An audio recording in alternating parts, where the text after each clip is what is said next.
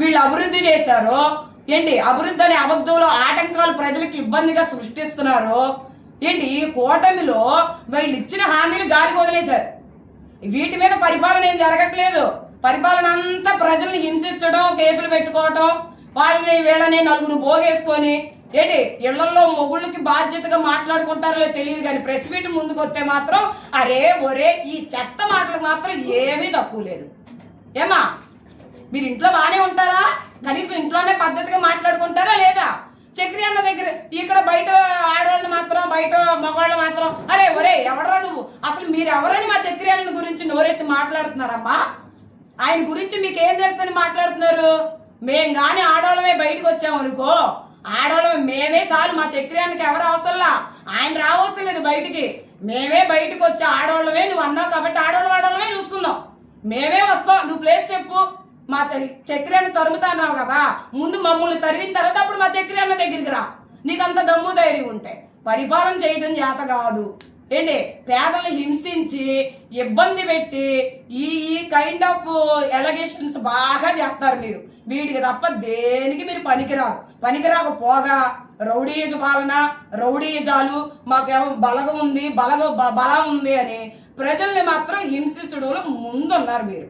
మీరు చేసేది అన్ని కొంచెం జాగ్రత్తగా చెక్ చేసుకోమని నేను చెప్తున్నాను మీడియా ముందు. ఇంకోటి ఏంటి ఆడవాళ్ళు ఏం మాట్లాడారు? అసభ్యంగా మాట్లాడుతున్నారు. అమ్మా ఇప్పుడు కొంపదీసి నేను అమ్మ అన్నాను అనుకో, మా అమ్మ మళ్ళీ ఈ అమ్మ కలిపి ఆ నాన్న ఏమవుతాడని అంటారేమో.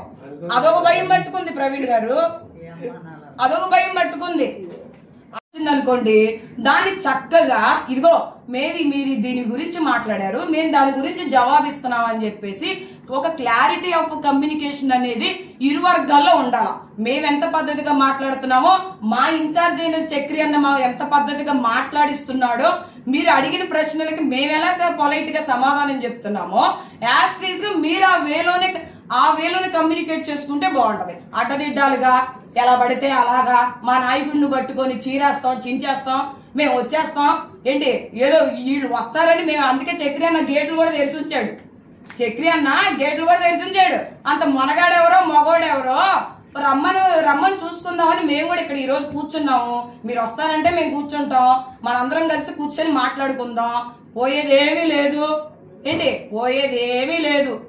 కేసులు పెట్టి బెదిరిస్తుంటే భయపడే వాళ్ళు ఎవరో లేరు. పేరు నాని గారు అన్నారు కదా మొన్న, ఏమని అన్నారు? వైఎస్ఆర్సీపీలో భయాలు పోయినాయి, ఆల్రెడీ 2 ఏళ్ళు గడిచిపోయినాయి, ఇక అన్ని మూటలు చదువుకుందాం, కేసులు ఏమైనా పెడితే చూసుకుందాం, అక్కడికే పోయి కూర్చుందాం అన్నాడు. అట్లాగే రెడీగా ఉన్నాం మేము, అదేం భయమే లేదు. అంటే ప్రశ్నించిస్తే కేసులు పెట్టేస్తారు. ఆడమ్మగానేటువంటి ఆలోచన ఏమి ఉండదు. మిమ్మల్ని ప్రశ్నించకూడదు. అభివృద్ధిలోనేమో మీరు ఏమి అనగబడిపోయి ఉన్నారు, కొంచెం ప్రజల కోసం కాన్సన్ట్రేషన్ పెట్టండి అయ్యా. ఏదన్నా వాళ్ళకి ఏమైనా ఉంటే ఓ రూపాయి పాపాయి వాళ్ళకి ఇవ్వండి అయ్యా. ఇచ్చిన హామీల మీద పనిచేయి పెట్టండి అయ్యా. మా మీద దృష్టి పెడతాం కంటే అభివృద్ధి విషయంలో జగన్మోహన్ రెడ్డి గారు వైసీపీ ప్రభుత్వం ఆకాశంలో ఉంది, మీరు అధోపాతంలో ఉన్నారనేది గుర్తు చేసుకోండి. మేము చెప్పవసరం లేదు, దాన్ని మీరే మీ మనసులో మననం చేసుకోండి. కాబట్టి మీ బాధ్యతలు మీరు గుర్తెరిగి ప్రతిపక్షం అన్న తర్వాత ప్రశ్నిస్తాం. హోదాలు ఉంటాయి, అంతేకాని తిట్టుకోవడాలు కొట్టుకోవడాలు ఉండవు. ఇక్కడ మేము అడిగిన దానికి మీరు సమాధానం చెప్పండి. మీరు చేయలేదనండి, లేదంటే మేము చేసామనండి. అంతేగాని మసిపూసి మారేడుకాయ చేసేద్దామని చెప్పేసి ఏదో తప్పుదారి పట్టి చేయాలని చెప్పేసి ఇచ్చేస్తే మాత్రం ప్రజలు దీన్ని చూస్తూనే ఉన్నారు ప్రజలు. ప్రతి ఒక్క ఓటర్ కూడా గమనిస్తున్నాడు మిమ్మల్ని.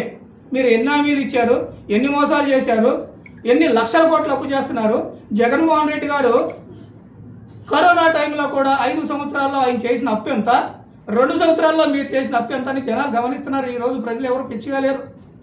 కాబట్టి మీ బాధ్యతలు గుర్తెరిగి మీరు ఏం మాట్లాడాలో ముందు తెలుసుకున్న తర్వాత ప్రెస్ మీట్ పెట్టి మాట్లాడాలని చెప్పి చేతులెత్తి నమస్కరిస్తే కోరుకుంటున్నాను.